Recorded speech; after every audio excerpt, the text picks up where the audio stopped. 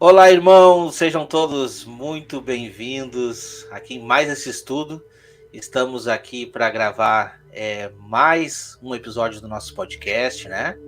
Então eu vou projetar na tela aqui o texto base, que é Apocalipse, você acompanha na sua casa, Apocalipse 19. Nós vamos tratar hoje do versículo 1 até o versículo 10.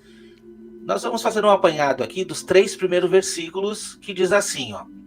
E depois destas coisas, depois de que coisas? A gente viu no capítulo 18, o último podcast, a queda da grande Babilônia. Então é praticamente a continuação do assunto. Depois dessas coisas, ouvi no céu uma grande voz de uma grande multidão que dizia: Aleluia! A salvação e a glória e a honra e o poder pertencem ao Senhor nosso Deus. Porque verdadeiros e justos são os seus juízos, pois julgou a grande prostituta que havia corrompido a terra com a sua fornicação. E das mãos dela vingou o sangue dos seus servos. E outra vez disseram: Aleluia! E a fumaça dela sobe para todo o sempre. Quero chamar primeiramente aqui então o irmão Ricardo. Amém. Estou até anotando aqui. É importante nós termos o entendimento, irmãos. A palavra inicial aqui é depois destas coisas. E nós tratamos no Apocalipse 18 acerca do juízo de Deus contra a grande Babilônia. E vai envolver aí o dia da expiação. E envolve aí o final da última semana. Então nós temos aí a última semana tratando especificamente aí no derradeiro, no desfecho, a sétima taça, que acontece depois da sétima trombeta.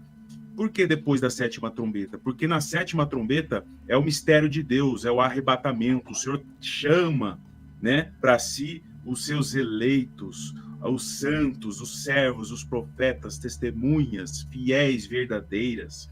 O Senhor chama por quê? Para cumprimento da sua palavra. E já estava na lei de que uma prostituta ela deveria ser apedrejada por 2 ou 3 testemunhas.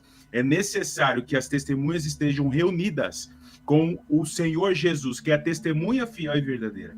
A terceira testemunha para lançar a saraivada contra a grande prostituta. Então, muito importante ter esse entendimento temporal. Importante salientar aqui, irmãos, nessa minha fala introdutória, a importância de tratar destas coisas diante de tantas doutrinas adversas à doutrina verdadeira, a sã doutrina. Infelizmente, muitos não suportarão a sã doutrina. E nós olhamos ao nosso redor diversas doutrinas que estão adversas, diferentes, distantes da verdade. E uma delas é refutar de que as bodas do Cordeiro, ele antecede o Armagedon. Muitos transmitem essa mensagem de que as bodas elas acontecem antes do Armagedon. E, geralmente essa mensagem vem do viés dispensacionalista, pré-tribulacionista. Então, nós precisamos ter esse discernimento. E por que as bodas não podem acontecer antes do Armagedon? Para não ferir a própria lei de Deus, os mandamentos do Senhor. Aqui em Deuteronômio, capítulo 24, no verso 5, diz assim, ó: o homem recém-casado não sairá à guerra, nem se lhe imporá qualquer encargo.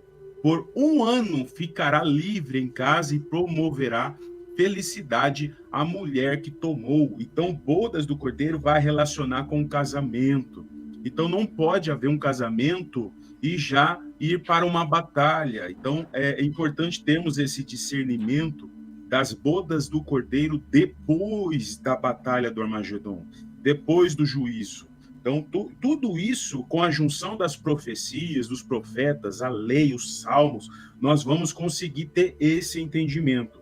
E os primeiros versos aqui de Apocalipse 19, para quem faz somente a interpretação puramente pelo Apocalipse, não vai ter esse discernimento se não tiver a lei e os profetas na mente. E Daniel, capítulo 7, versos 14, anotei aqui, exatamente se cumpre o que está escrito aqui em Apocalipse 19, que a salvação, a glória e o poder são do nosso Deus.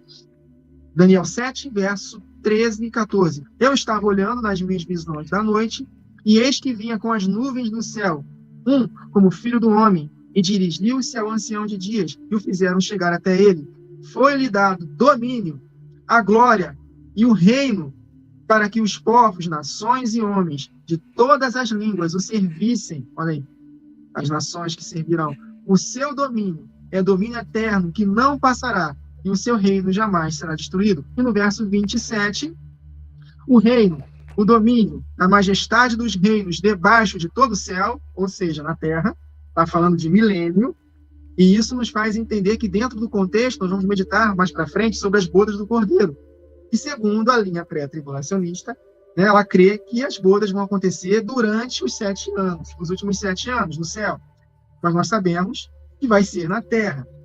Aí, os domínios de todo o reino debaixo do céu serão dados ao povo dos santos do Altíssimo. O seu reino será reino eterno, e todos os domínios o servirão e lhe obedecerão.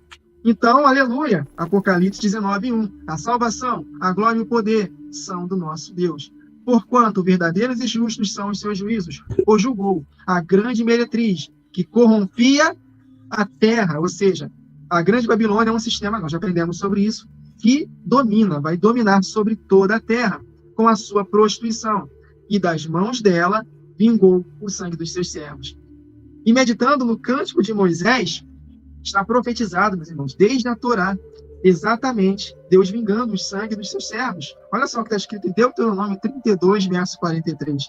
Louvai, ó nações, o seu povo, porque o Senhor vingará o sangue dos seus servos, tomará vingança dos seus adversários e fará expiação. Bom, o Ricardo falou, e fará expiação pela terra do seu povo. Então, no dia da expiação, o Senhor vai fazer vingança contra todos aqueles em que a grande prostituta bebeu do sangue dos santos.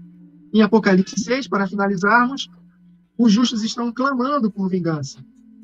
Apocalipse 6, verso 9. Quando ele abriu o 5º selo, vi debaixo do altar as almas daqueles que tinham sido mortos por causa da palavra de Deus e por causa do testemunho que sustentavam. Olha aí, espírito de profecia, o testemunho de Jesus Cristo. Clamaram em grande voz, dizendo: até quando, ó soberano Senhor, santo e verdadeiro, não julgas, nem vingas o nosso sangue dos que habitam sobre a terra?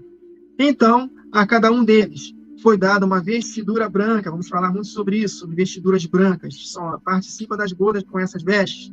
E lhes disseram que repousassem ainda por pouco tempo, até que se completasse o número dos seus conservos e seus irmãos, que iam ser mortos, como igualmente eles foram.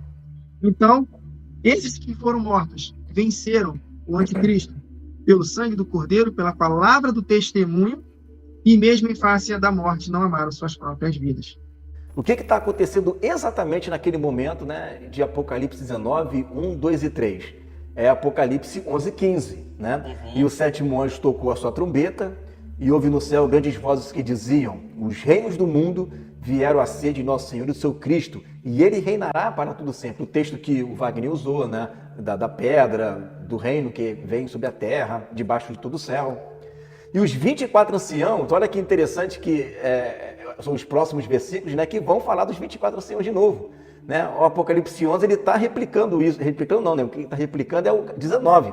Mas o Apocalipse 11 conta também essa história. Olha que interessante, né? E os 24 anciãos que estão assentados em seus tronos diante de Deus, prostraram-se sobre os seus rostos e adoraram a Deus, dizendo: graças te damos, Senhor Deus Todo-Poderoso, que és e que eras e que há de vir, que tomaste o teu grande poder e reinaste. Olha aí, está derrubando a Babilônia, né? E essa multidão começa a adorar, a glorificar a Deus, porque ele está tomando o reino dele.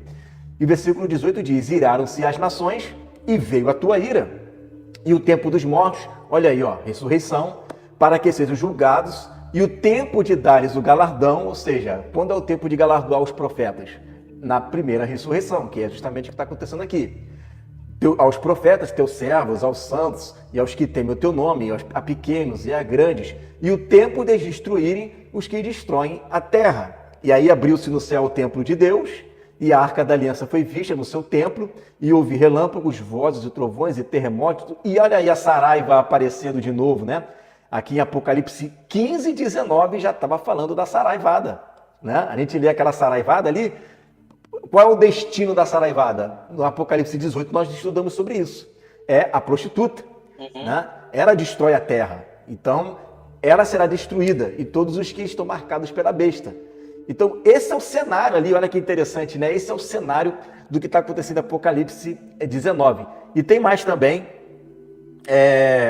em Apocalipse capítulo 16, no versículo 17, diz assim: E o sétimo anjo derramou a sua taça no ar, e saiu grande voz do templo, do céu, do trono, dizendo: Está feito, né? E houve vozes e trovões, olha aí de novo, está repetindo, né? E houve vozes e trovões e relâmpagos, e houve um grande terremoto, como nunca houve desde que há homem sobre a terra. Tal foi este tão grande terremoto. É aquele terremoto de Apocalipse 11, versículo 18, né? Versículo 14 ou 13 também, né? Está tudo conectado ali. E a grande cidade fendeu-se em 3 partes, e a cidade das nações caíram, e da grande Babilônia se lembrou Deus para dar o cálice do vinho da indignação da sua ira, e toda a ilha fugiu, os montes não se acharam, e sobre os homens caiu do céu uma grande saraivada, porque os que estão se prostituindo, né? Pedras do peso de 1 talento, e os homens blasfemaram de Deus por causa da praga da saraiva, porque a sua praga era muito grande.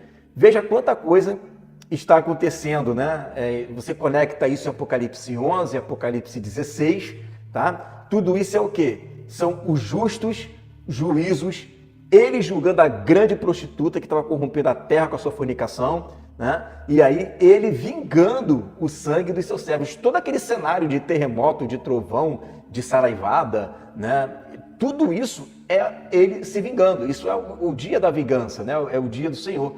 E aí no verso 3 vai dizer, aleluia, e a fumaça dela sobe para tudo sempre. A gente conta esse texto, se não me engano, é Isaías que fala que a sua fumaça também sobe para todo sempre, né? Então, eu estou dando aqui um zoom no que está acontecendo ali, né? Porque ali está, justos são os seus juízos, por julgou. Como é que ele julga? Aí a gente vai em outros textos para a gente ver como que é esse julgamento, né? Para você ver como é que a Bíblia está tudo conectada. Eu poderia citar aqui Joel, que vai falar sobre isso também, né? Sobre esse dia do julgamento, né? Onde o noivo sai das suas recâmaras, tá? Joel capítulo 2. Então você percebe que o Apocalipse 19, a gente vai ver isso, é um dos capítulos que eu mais gosto ali do Apocalipse, porque ele condensa toda a história do que está acontecendo. Ele condensa ali. Ele fala sobre a praga final, ele fala sobre a ressurreição, ele vai falar sobre as bodas, que já é um efeito do reino milenar. Ele vai falar sobre o julgamento, o tribunal de Cristo, ele vai falar sobre o Armagedon. Quer dizer, tudo que está ali, né, anteriormente, no capítulo 19, parece que ele faz um suprassumo, tudo junto ali, né, nesse mesmo capítulo. Então é um dos capítulos mais ricos que eu vejo, é o Apocalipse capítulo 19. Né? O que a gente precisa entender, que está mostrando lá no Apocalipse 11, é que existe um evento aqui na Terra acontecendo antes dessas bodas, né? E esse evento é, como a gente já falou, uma grande Babilônia se levantando e de lá um anticristo surgindo, e por outro lado, testemunhas fazendo o quê? Dando o seu testemunho, dando aquele clamor da meia-noite, gritando assim para a igreja despertar, para aqueles que ainda precisam despertar, vir, estão dando o seu testemunho. E a aclamação que o irmão Wagner trouxe aqui, que está, se não me engano, no 5º selo, né? As almas clamando, até quando, Senhor? Até quando não vingas o sangue daqueles que foram mortos? Por quê? Por causa do testemunho. E quando a gente vai para o Apocalipse 11, diz que esses que estão pregando com poder, com soberania naquele momento, eles têm poder para fechar o céu para que não chova durante os dias da sua profecia, têm poder sobre as águas para converter em sangue, ou seja, eles têm poder para derramar até as pragas ali, diante as suas profecias, mas que, quando acabar o testemunho que eles têm que dar, a besta que vem do abismo, que a gente já viu no capítulo 17, ela chega para matar essas duas testemunhas.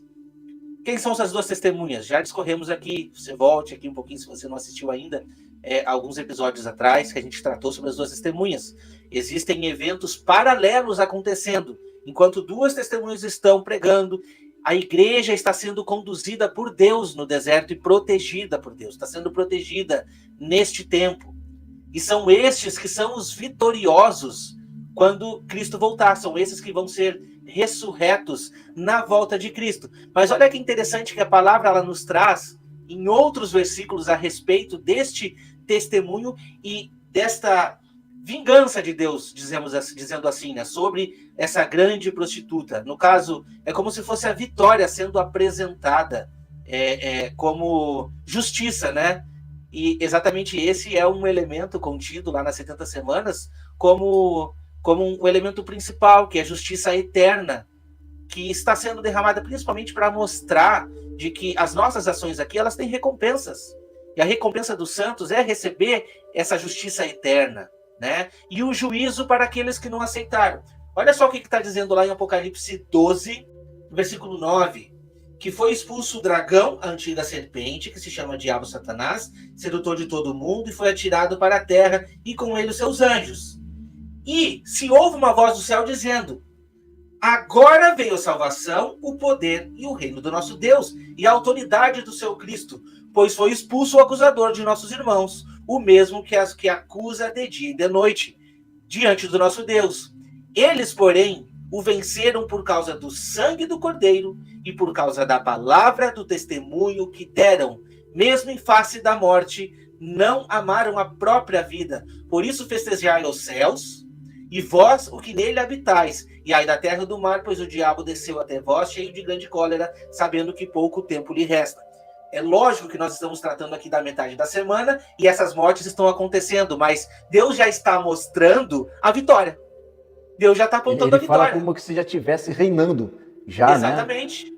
Mas ele está mostrando a vitória, porque o que falta ali? 3 anos e meio e acabou.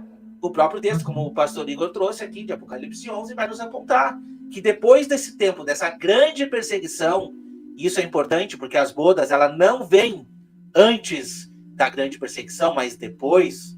Então, a gente sabe que a igreja vai passar por esse momento, isso é importante de observar. As bodas, elas acontecem para dar a recompensa a todos esses que foram atribulados. E assim, Deus finalmente mostra a sua justiça perante toda a humanidade. E aí, como o irmão Wagner trouxe, o reino de Deus, ele é estabelecido, onde Cristo estará reinando com a sua igreja sobre todas as nações. Essa pedra que vem atinge os pés das estátuas e enche toda a terra. E diz assim no versículo 4: e os 24 anciões e os 4 animais prostraram-se e adoraram a Deus, que estava sentado no trono, dizendo: Amém, aleluia. E saiu uma voz do trono que dizia: Louvai o nosso Deus, vós, todos os seus servos, e vós que o temeis, assim pequenos como grandes. E ouvi como a voz de grande multidão, e como que voz de muitas águas, e como que voz de grandes trovões, que dizia: Aleluia, pois já reina o Senhor Deus Todo-Poderoso, reina. E houve como uma voz de uma grande multidão, com uma voz de muitas águas. Essas muitas águas é interessante, né? Que o irmão Ricardo citou, Ezequiel 1, fala que a voz dos querubins é como de muitas águas, né? A voz deles são como de muitas águas. E eles adoram ali ao Senhor, né? Com essa voz de muitas águas, com uma voz parecida de trovão, e diz: Aleluia, pois já o Senhor Deus Todo-Poderoso reina. Então, assim, eu vou trazer aqui agora, né? Onde eu vou focar nesse texto, né? Bom, eu vou falar sobre os 24 anciãos. Vou fazer mais uma exposição defensiva, apologética agora, né? Do que nós cremos com relação ao arrebatamento. Porque o que acontece? Os 24 anciãos, os pré-tribulacionistas, por exemplo, eles acreditam que é a igreja no céu. Eles falam que aquilo ali é a figura, né, dos 12 profetas e dos 12 apóstolos, né? A igreja completa lá no céu adorando. Por quê? Né? Porque a partir do capítulo 5 não se vê mais a palavra igreja. Então, toda vez que aparece ancião presbítero, né, é sempre para o céu. Só que tem um detalhe: esses 24 anciãos aparecem já no capítulo 4. Ou seja, se a igreja é arrebatada no capítulo 5, que ela não aparece mais, o que ela está fazendo no capítulo 4 lá no céu? Né? Ela não tinha que estar lá. Ela não tinha que aparecer lá. Ela só tinha que aparecer a partir do capítulo 5. E não no capítulo 4. Ou seja, antes desse suposto arrebatamento, né, que não aparece mais a palavra igreja, né, no capítulo 6, né? Aliás, não aparece a palavra igreja no capítulo 19, não aparece a palavra igreja no capítulo 20, no capítulo 21, desapareceu do mapa, sumiu a igreja então. Né? A gente vê outras expressões. Então, no capítulo 4, né, já aparece ali esses seres. E o que é interessante é que mais na frente, um dos 24 anciãos sai dali daquele momento, né, de adoração e vai conversar com João. Ué, como é que uma visão, né, algo profético de igreja vai conversar com ele? Não tem como. Não interage. Não existe na Bíblia uma profecia, né, em profecia interagiva. Você não vê, por exemplo, na visão de Daniel, uma profecia interagir com ele, né, ou interagir com qualquer outro profeta. Né? Quem interage com Daniel? É um anjo, né, que está ali falando com ele, é Deus através de sonho. Mas a profecia não conversa com o profeta. Então, nesse caso aqui também, um dos 24 anciãos vai conversar com João. Né? João faz uma pergunta para ele ali e ele responde. Então, aquilo não é uma visão de uma igreja, aquilo é um anjo mesmo. É um ser espiritual de verdade que está lá nesse momento, agora, nesse instante, né? Adorando ao Senhor. E um dia nós vamos conhecê-lo. Né? Vamos conhecer um desses 24 anciãos aí. Eu quero que os irmãos observem uma questão. Talvez você esteja chegando nesse vídeo pela primeira vez, e aqui nos nossos canais a gente sempre trata disso, o evangelho do reino, tá? Porque é normal a gente ouvir, é normal de você ouvir na sua igreja, não, porque o evangelho do reino está sendo pregado, nós estamos estabelecendo o reino. Irmãos, uma coisa não tem muitas vezes a ver com a outra. Nós precisamos entender de uma vez por todas que o reino de Cristo será estabelecido nesta terra. Você Amém. Precisa saber disto. Porque tem as pessoas que dizem, não, já estamos reinando com Cristo. E aí depois, quando Cristo voltar, nós viveremos com ele no céu para sempre. Não, meus irmãos, você precisa entender que um reino será estabelecido neste mundo, para que a justiça de Deus seja mostrada diante das nações. Quando a gente vai para Daniel 2, a estátua de Nabucodonosor, aquela pedra atinge os pés da estátua, derruba todo aquele sistema, e o reino de Cristo é estabelecido e reina sobre todos os reinos. E é isso que esses textos aqui estão nos mostrando. Está nos mostrando um reino sendo estabelecido. E eu trouxe para a gente meditar um pouco aqui Mateus 24, porque é normal a gente falar de Mateus 24, mas sem dar o contexto e voltar um pouquinho em Mateus 23, o que está trazendo. Jesus, ele vem e faz uma indagação muito forte, uma pregação muito forte para aquele momento, onde os discípulos estavam muito atentos, ouvindo. E ele diz assim, 23, versículo 37. Jerusalém, Jerusalém, que mata os profetas. Olha só que interessante. Faz a mesma apanhado das testemunhas. Jerusalém, Jerusalém, que mata os profetas e apedrejas os que foram enviados. Quantas vezes eu quis reunir os teus filhos, como galinha junta os seus pintinhos debaixo das asas, e vós não quisestes. Eis que a vossa casa ficará deserta. Declaro-vos, pois, que desde agora já não me vereis, até que venha dizer, bendito é aquele que vem em nome do Senhor. Muitos usam esse texto para dizer, não, bendito é aquele que vem em nome do Senhor, está se referindo a Jesus, a sua primeira vinda. Não. Esse texto é referência à segunda vinda, é a comprovação, é a continuação do capítulo 24, que diz assim, né? Os discípulos estavam atônitos aí, querendo saber mais informações, e perguntaram para Jesus, Senhor, quando que sucederá essas coisas?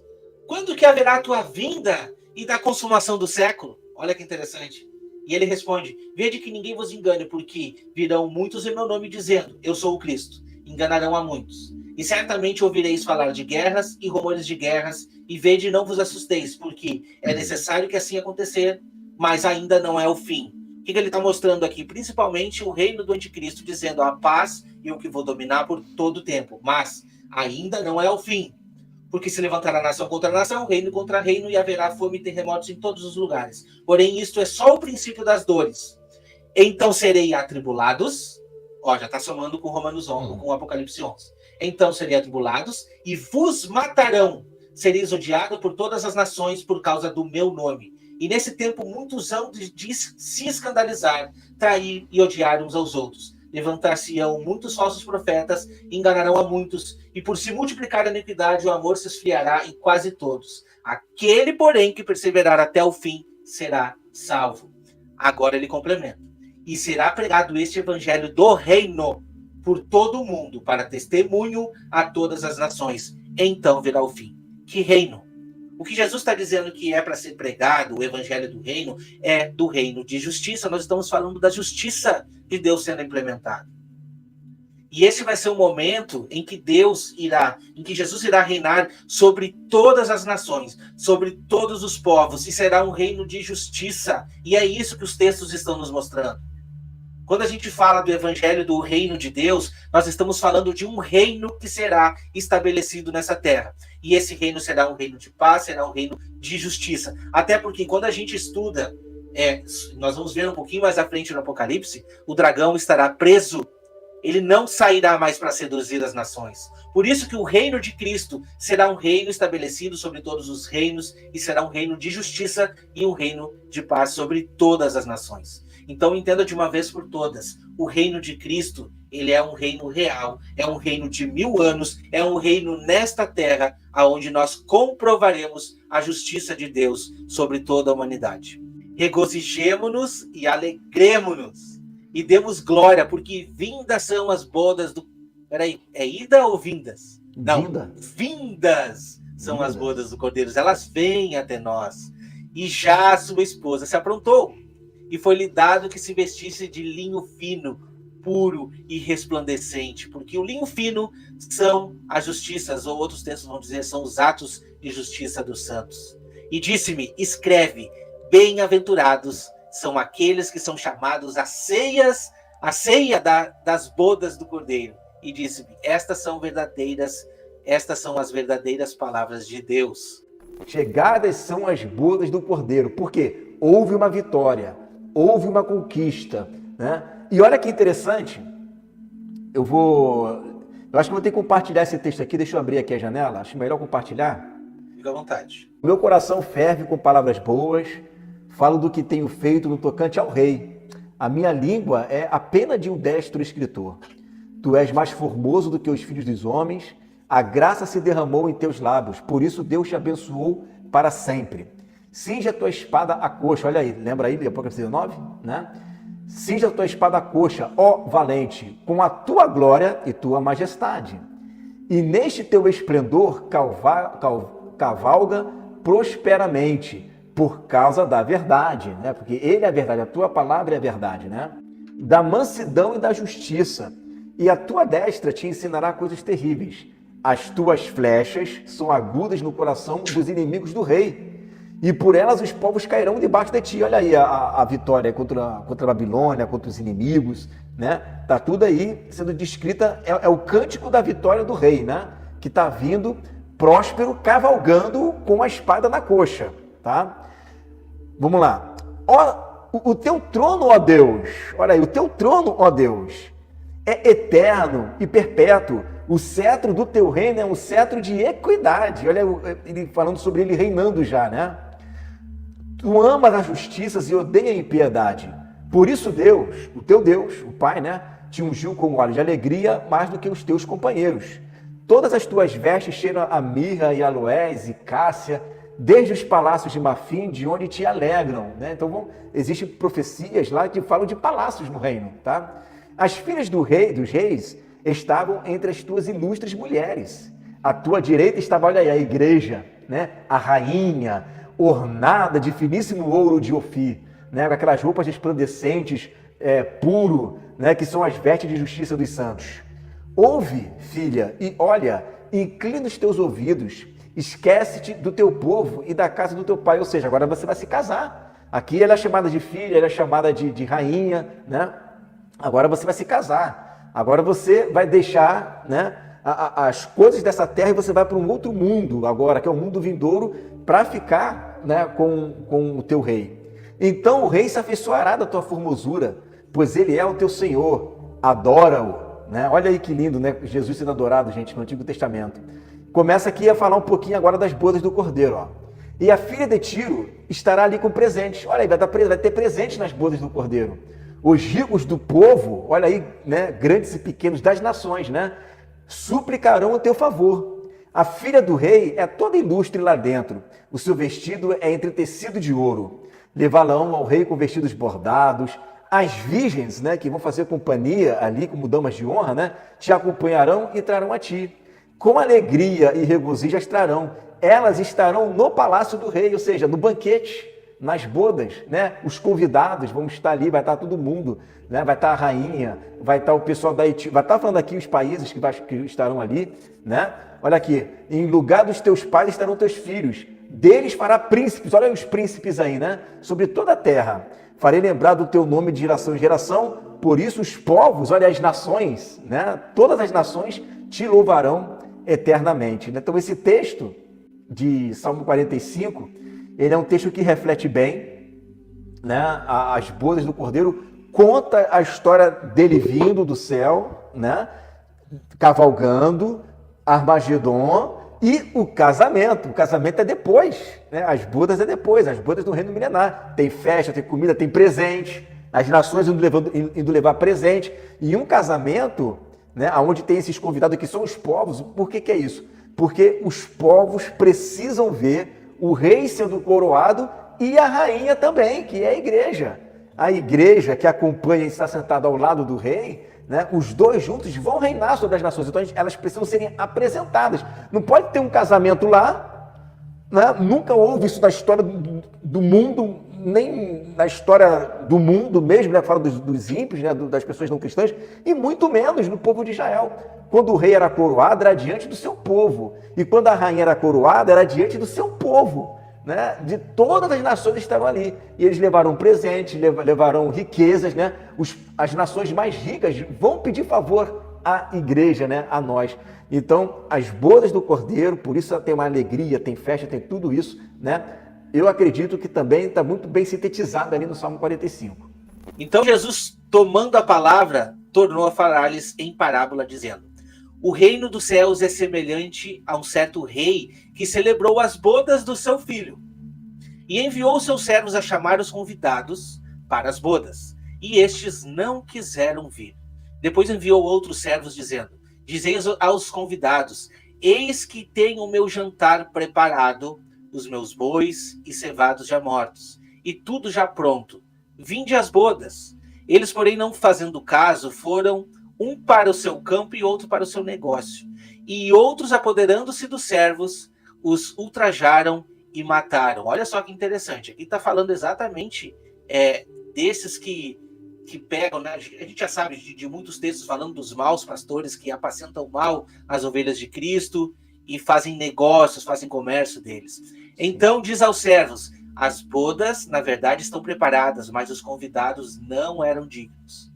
E depois, as saídas dos caminhos, e convidai para as bodas todos os que encontrares. E os servos, saindo pelo caminho, ajuntaram todos quanto encontraram, tanto maus como bons. E a festa nupcial foi cheia de convidados. Olha só que interessante que está mostrando aqui, né? Eu acredito que a gente consegue enxergar aqui, porque se a gente está falando de boda, a gente está falando de festa, se a gente está falando de convidados, nós não estamos falando só de igreja, nós não estamos falando só da noiva casada com Cristo, porque existem convidados, e olha só, aqueles que foram convidados inicialmente não eram dignos, então vai ser estendido a todos os que aceitarem, todos os que ouvirem a voz, né, da pregação. Eu posso já traduzir a pregação das duas testemunhas para colher aqui esses que não vão dar ouvido à besta e vão ouvir a voz das duas testemunhas. Eles serão os convidados, eles que vão ver esse casamento,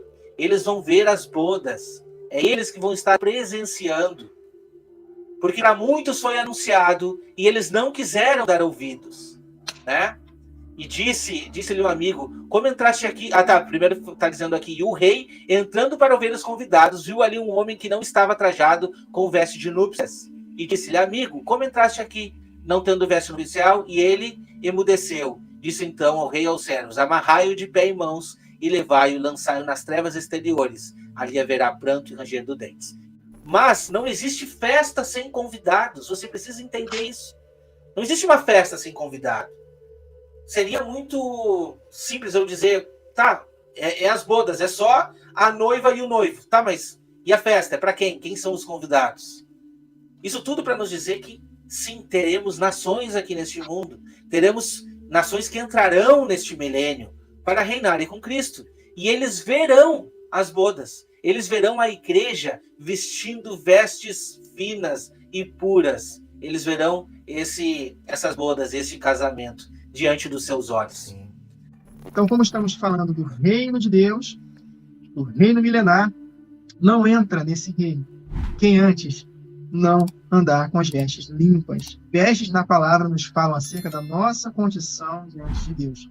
Vestes sujas ou nu, pecados sem arrependimento. Vestes limpas, obediência. Olha que interessante. 2 Pedro, capítulo 1, verso 3. Olha só o que está escrito. Visto como, pelo seu divino poder, nos tem dado todas as coisas que conduzem à vida e à piedade, pelo conhecimento completo daquele que nos chamou para a sua própria glória e virtude, pelas quais nos têm sido doadas as suas preciosas e muito grandes promessas, para que por elas vos torneis coparticipantes da natureza divina, livrando-nos da corrupção das paixões que há no mundo. Olha só. Por isso mesmo, vós, reunindo toda a vossa diligência, associai com a vossa fé a virtude, com a virtude o conhecimento, com o conhecimento domínio próprio, com o domínio próprio a perseverança, com a perseverança a piedade, que tem a ver com santidade, com adoração também, com a piedade a fraternidade, união, com a fraternidade o amor, porque estas coisas, existindo em vós, e em vós aumentando, fazem que não sejais nem nativos, nem frutuosos no pleno conhecimento de nosso Senhor Jesus Cristo. Pois aquele a quem estas coisas não estão presentes é cego, vendo só o que está perto, esquecido da purificação dos pecados de outrora. Se não praticar, não vai entrar nesse reino. Por isso, irmãos, procurai com diligência cada vez maior confirmar a vossa vocação e eleição, ou seja, nós fomos chamados. Né? Lembra dessa mesma parábola que você contou, Wagner, no verso 14? Está falando que muitos foram chamados, mas poucos são os escolhidos. Mas por quê? Porque tinha alguém lá com vestes que não eram nupciais, não eram vestes de justiça. Então, por isso, procurai com diligência cada vez maior confirmar a vossa vocação e eleição. Então, Deus nos chamou antes da fundação do mundo, mas nós, através das nossas ações, nós temos que confirmar essa vocação e eleição através dos nossos atos de justiça. Porquanto, procedendo assim, proceder, prática, né? Procedendo assim, não tropeçarás em tempo algum, pois desta maneira é que vos será amplamente suprida a entrada no reino eterno de nosso Senhor e Salvador Jesus Cristo. Amém. Foi dado vestes de linho puro e resplandecente, que são os atos de justiça dos santos. Isaías 61:10, olha só que interessante.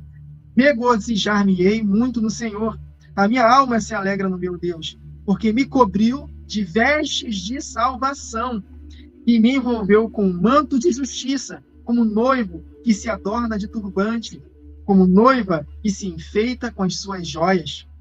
Porque como a terra produz os seus renovos, e como o jardim faz brotar o que nele se semeia, assim o Senhor Deus fará brotar a justiça e o louvor perante todas as nações. Então, justiça, meus irmãos, tem a ver com ações. Olha o que está escrito aqui em 1 João, capítulo 3. Ele já começa falando que hoje nós somos filhos de Deus, mas ainda não se manifestou o que havemos de ser. Mas quando ele se manifestar, seremos semelhantes a ele, porque havemos de vê-lo como ele é. Verso 3. E assim mesmo se purifica, olha só, todo que nele tem essa esperança. Porque sem santificação, ninguém verá o Senhor como ele é. Haveremos de vê-lo como ele é. Então, assim mesmo se purifica, se santifica todo que nele tem essa esperança, para confirmarmos essa eleição. E no verso 7 ele explica: filhinhos, não vos deixeis enganar por ninguém. Aquele que pratica a justiça é justo, assim como ele é justo. Aí ele continua aqui discorrendo: aquele que pratica o pecado procede do diabo, porque o diabo vive pecando desde o princípio, né? Aí ele fala, no verso 9, todo que é nascido de Deus não vive na prática do pecado. Verso 10, nisto são manifestos os filhos de Deus e os filhos do diabo. Todo aquele que não pratica a justiça não procede de Deus, nem aquele que não ama seu irmão. Em Romanos 2, está escrito lá, a partir do verso 7, que a vida eterna, olha seja, para entrarmos nesse reino eterno, nós temos que ter nossos corpos glorificados para sacerdotarmos as nações. O apóstolo Paulo, em 1 Coríntios 15, ele diz que nem carne e sangue podem herdar este reino, nem a corrupção herdar a corrupção. Nós vamos herdar com os corpos glorificados, com a vida eterna definitiva no dia da expiação. Mas a vida eterna é para aqueles que perseveram em praticar o bem, os quais procuram glória, honra e incorruptibilidade, mas ira, indignação aos facciosos, que desobedecem à verdade e obedecem à injustiça. Está falando acerca, meus irmãos, essa carta foi escrita para a igreja, então está falando para nós não fazermos isso. Tribulação e angústia virão sobre a alma de qualquer homem que faz o mal, ao judeu primeiro e também ao grego. Glória, porém, e honra e paz a todo aquele que pratica o bem, ao judeu primeiro e também ao grego, porque para com Deus não há acepção de pessoas. Aí, aqui no verso 13, porque não é o simples ouvidor da lei que são justos diante de Deus, mas os que praticam a lei, esses vão de ser justificados, ganharão a vida eterna. E o Salmo 24 fala acerca da vinda de Jesus como rei nesta terra, né? Ao Senhor pertence a terra, olha, o Senhor reina, e tudo que nela se contém, o mundo e os que nele habitam. Está falando acerca de Jesus reinando nesta terra. Fundou a ele sobre os mares e sobre as correntes a estabeleceu. Quem subirá ao monte do Senhor? Nós reinaremos com Cristo do monte Sião, queridos, em Jerusalém. Quem há de permanecer no seu santo lugar? Olha o detalhe. O que é limpo de mãos e puro de coração, que não entrega a sua alma à falsidade, nem jura dolosamente. Este que pratica a justiça obterá do Senhor a bênção e a justiça do Deus da sua salvação. Tal é a geração dos que o buscam e dos que buscam a face do Deus de Jacó. E aí sim, como consequência, vamos experimentar. Levantai, ó portas, as vossas cabeças. Levantai-vos, ó portais eternos, para que entre o Rei da Glória.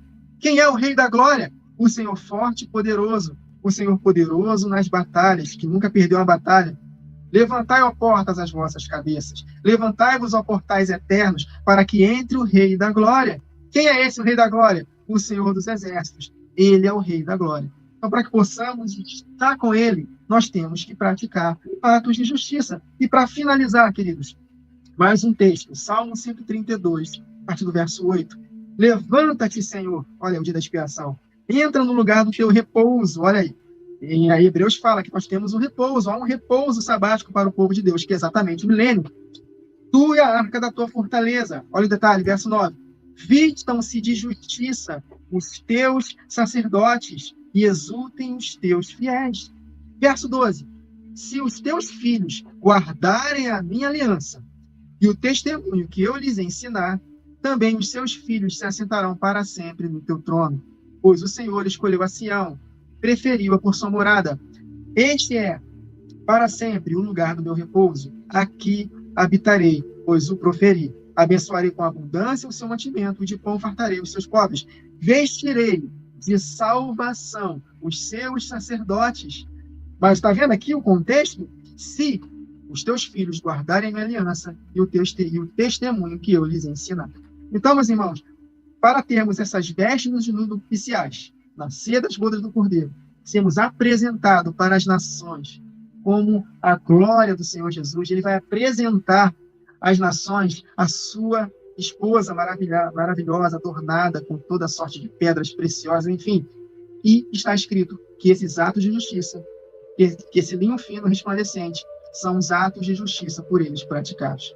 Então, meus irmãos, conhecer acerca do reino é maravilhoso, mas se nós não perseverarmos em andarmos em santidade, adorarmos a Deus na beleza da sua santidade, andar em santidade, lutando contra a carne, nós ficaremos como esse que o irmão Wagner leu na parábola.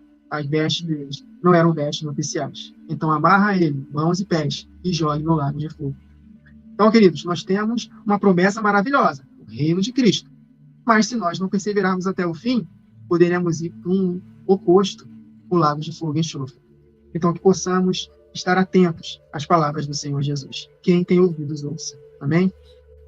Eu lancei-me, depois de ler tudo que a gente leu aqui, tá? Não perca o fio da meada. Ele diz, eu lancei-me aos seus pés para o adorar. Mas ele disse, olha, não faça tal coisa. Eu sou teu conservo e de teus irmãos, que tenho testemunho de Jesus. Adora a Deus, porque o testemunho de Jesus é o espírito de profecia. O que é o espírito de profecia? Nós precisamos meditar no que é o espírito de profecia. O espírito de profecia é o testemunho de Jesus. Sabe por que eu estou falando isso, pastor Igor? Porque existe uma igreja, que é a igreja adventista, que diz que o testemunho, o espírito de profecia são um compilado de livros e mensagens, entre aspas, recebidas por um anjo relator, que não estão na Bíblia. Caramba. É um compilado. Nossa, foi além da Bíblia, exatamente. São muitas mensagens. E diz que esse é o espírito de profecia. Mas o texto está nos mostrando que o espírito de profecia é o testemunho de Jesus. E agora, o que eu faço? Eu vou para a Bíblia. Quando a gente vai para a carta de Gálatas, é muito importante observar não somente o versículo 8, mas o contexto completo, que diz assim, Paulo apóstolo, não da parte de homens, nem por homem algum, mas por Jesus Cristo e por Deus Pai, que o ressuscitou dentre os mortos. Então, nós estamos vendo o testemunho de duas pessoas aqui, e todos os irmãos que estão comigo, então já estamos vendo a igreja de Galácia, graça e paz da parte de Deus Pai e de nosso Senhor Jesus Cristo. Estamos vendo duas pessoas aqui, o qual se deu a si mesmo, Jesus Cristo, por nossos pecados, para nos livrar do presente século mal, segundo a vontade de Deus, nosso Pai. Então, estamos vendo o testemunho de alguém aqui, ao qual seja dada glória para todos sempre. Amém. Maravilho-me de que tão depressa passasseis daquele que vos chamou, da graça de Cristo, para outro evangelho. Ele já está dando um puxão de orelha no pessoal aqui, que está ouvindo o burburinho de trás, que não vem de Deus.